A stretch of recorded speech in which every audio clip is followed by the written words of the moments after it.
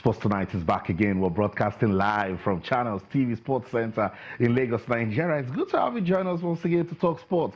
I'm Austin Okonakwa, and yes, it's still a racy, pacey, action-packed world of sports. So much is going down in our world of sports. We're still talking about the 21st edition of the FIFA World Cup. What a story we're having. Hasn't it been a World Cup of surprises? Can you see what's going on? When Croatia first played Nigeria in that Group D encounter, a lot of persons didn't know that they will crawl their way into the finals. Yes, Croatia, a country with about 4 million people, they are in the final of the World Cup. They will play France on Sunday. That one should get us talking tonight on the program. Meanwhile, Luka Modric says, look, shame on all of you pundits that talked us down. I thought we would make it to the final. So the World Cup will continue to get us talking. England, hashtag it's coming home, didn't work. It's not coming home, not yet, not anytime soon. But what a show of love for the team. The fans were there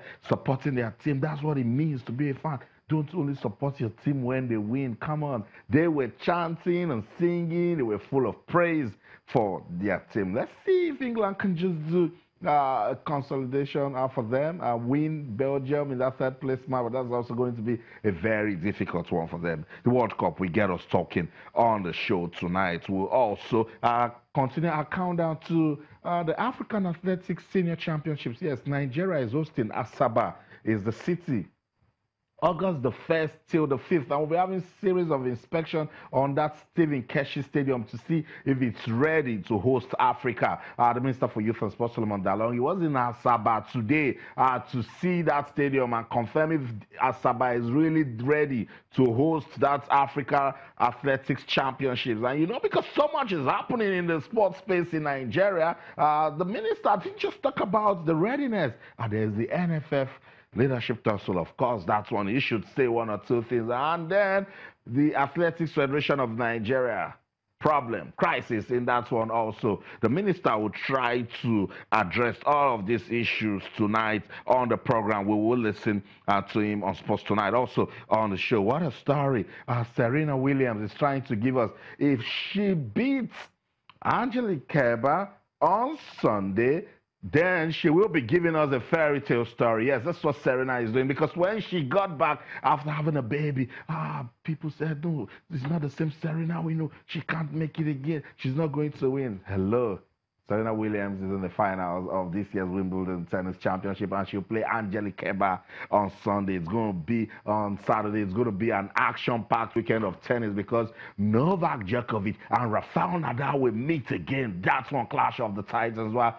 John Isner will be getting ready to take on Africa's Kevin Anderson. We're still rooting for Kevin Anderson after he defeated Roger Federer. Yes, he's from South Africa and is getting so much love from this part of the world. So tennis will get us talking on the show tonight. The World Cup will get us talking. Athletics will get us talking. But this one should also get us talking. Para-powerlifting. We keep telling you that whenever our para-powerlifters travel for international competition, they always shine. They always win. And because Nigeria has been leading in the world of para-powerlifting, the IPC, the International Para-Powerlifting Committee, they said, look, let's give Nigeria the hosting right for the 2019 championship. Yes, that's the story. Nigeria will host the 2019 Para-Powerlifting Championship. On the show tonight, we'll try to establish connection with the president of that federation, Queen Ubo. She will tell us more, but just to let you know that the IPC, they've given Nigeria the rights, and it will be done right here in Lagos State. So we'll show some special love to our special athletes on the show tonight. Sports Tonight on your award-winning, sports-loving channels, television. So much is going down in our world of sports. That's why I'm here, to help you keep up with the pace. So let's do this together. Talk to us. Our feedback mechanisms are still the same. On Twitter, we're channels_sports. Facebook, channels-sports. Send us an email. Yes, I want you to talk to us extensively, comprehensively on everything going down in our world of sports. On Twitter, channels_sports. Facebook, channels-sports. Send us an email to sportstonight at channelstv.com. What are you talking about? Are you surprised that Croatia made it to the final of the World Cup? Where are you putting your money for Sunday's final? Is it going to be France or Croatia for the trophy? What's your take about England and how this, somehow, some way they were just, going and going, believing, but hey, they couldn't make it to the final. Third place should also get us talking when England takes on Belgium. Where will you be putting your money? The World Cup will get us talking. We're also counting down to the Africa Athletics Senior Championship that will take place in Asaba. Also, let's get you talking on that one.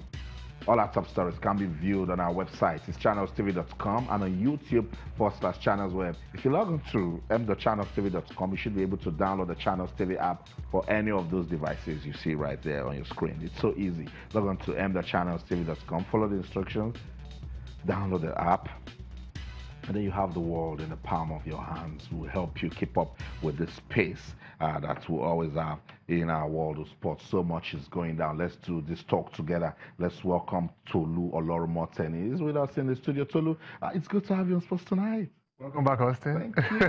How was the cold city? Home is home. No, it wasn't really cold. It's summer, you know. It was just okay. You are conversing with that. So I had friends who traveled and they couldn't be quite cold at night. I mean, it's Russia, but it's nothing we can't deal with. And the football was good. Yeah, the football was great. Yeah, and the fan fest and everything, the culture must have been a great experience. But then again, this is why it is the World Cup. That is why we have to wait every 4 years to experience it again and again. And when we have it, it feels like, how do we wait 4 years just to have 1 month of madness? But this is what it is, and this is what we live for. And then it's football, and we love it. It's football.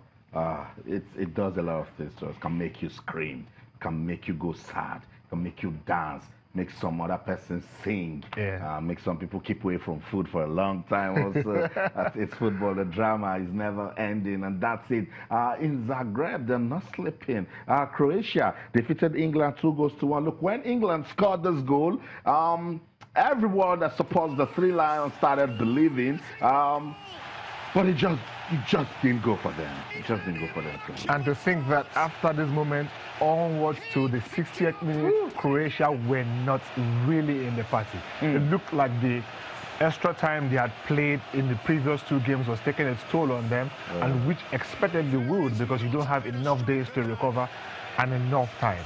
And England were riding on that, had plethora of opportunities to score again in the first half, to double, triple, or even quadruple their lead, but the chances kept going, and it went begging. And you have to just know that at some point they will rule those missed chances, and then that's it. 1 moment of magic, 1 moment of brilliance, Ivan Perisic, and he nearly gave them the winner. Barely 4 minutes after he scored that goal, hit the woodwork. But look at this, his awareness.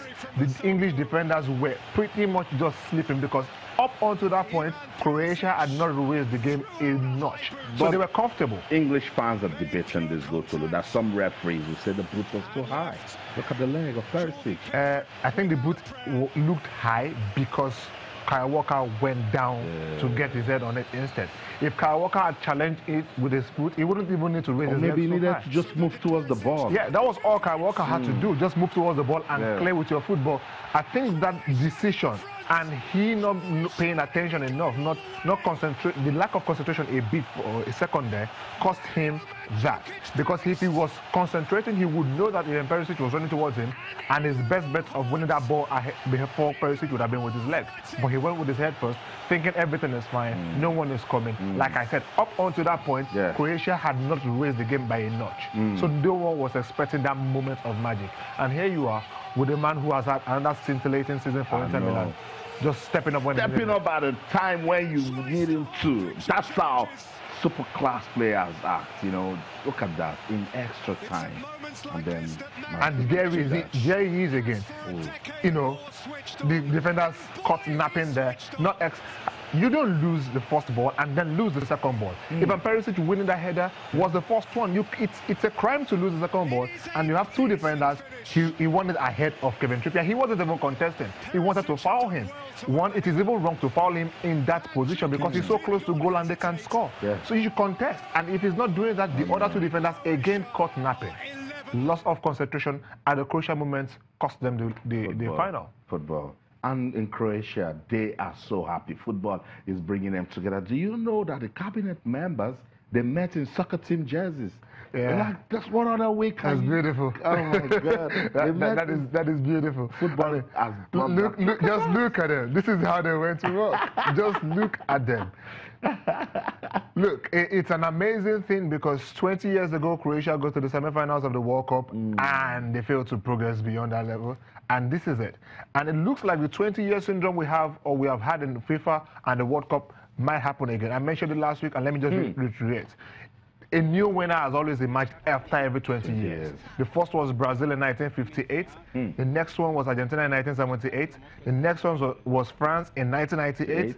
And here you are, 2018, with a new potential new winner, with Croatia in the final and France making it to the third final in the 6th World Cup appearance in that space. So Croatia stand a chance of writing history, and this is a World Cup that has history written all over it, beginning with the course of the champions, Germany, who failed to make it out of the group, having won the previous edition, going next to Spain, who lost to the host country. No host country have lost at that stage. Going now to having probably a new one at the final. Look, it is, and again, it's one for the history books. For the first time in the history of the World Cup, there is no Brazil, Argentina, Italy, or Germany, either of them in the semifinals. It has never happened. So that's another thing on the history books for you. And it's been a great World Cup. Looks like new things are happening, and Croatia may just ride their luck to the final. They may just do that. Can Croatia complete this fairy tale story that they're trying to tell us through football? But you know, it's football, anything can happen. I mean, I keep saying to my Croatia in the final, that same Croatia team that I kept on saying the Super Eagles should have beaten them. Why didn't we take our chance? And they looked beatable. Like, that's the funny thing about it, because they looked beatable. They looked like, oh, if we had not made those two costly mistakes, the game could easily have ended goalless. And if we had stepped up a little bit, we could have scored. But here they are in the final. It tells you that you don't just need some luck, you need everything to go in your favor. Dispatch Nigeria, then Argentina, and then rode their luck. They've played. We expect the physical exertions to come into play in the final because, technically, they've played 90 more minutes than France, who are heading into this final without playing a single minute of extra time. And Croatia have played 3 extra times back to back to back. That might just be the test that they need to play a crucial final match against France, because, I mean, we've seen it all. So we just need to give this a final push, a final fight. What a story we've had at the 2018 FIFA World Cup with France and Croatia playing in the final. I totally read out the numbers, and I don't know if we're to give Tolu any of those animals I've been predicting. The pig, the parrots, the cat. But Tolu seems to be on point to his analysis. Every 20 years we've got a new winner. Can Croatia do it? I don't know. On Sunday, football will give us the answer. Let's go on this quick break. When we come back, we will deal with sports in Nigeria. Don't go anywhere. Stay.